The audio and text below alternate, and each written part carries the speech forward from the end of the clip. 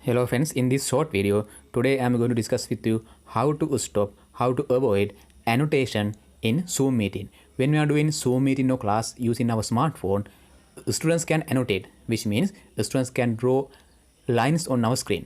Then I am going to discuss with you how to stop drawing lines on the screen by the students. To begin with, first of all, I will open Zoom app in my smartphone.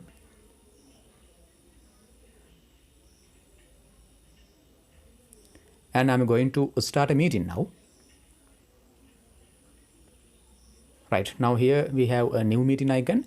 I will press new meeting because I want to start a meeting.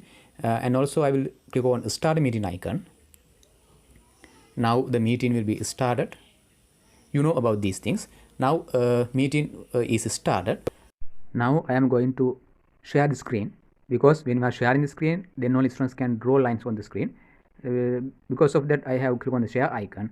Now I am going to share a photo in my gallery. Then I will go to gallery in the select an image. Now the gallery will be open in my smartphone. Now I am going to do what? I will select the image which should be shared with the students. Now I will select the image in this gallery.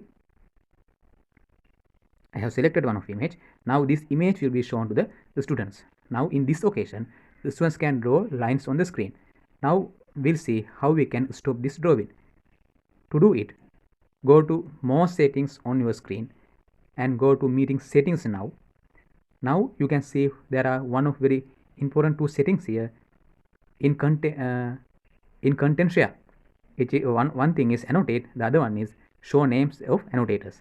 Annotate mean now the students can annotate on the screen. Show names of annotators mean the names can be shown, names will be shown on the screen who are annotating. Those settings should be turned off. I have turned off those two settings. Now the students can't do any annotation on the screen.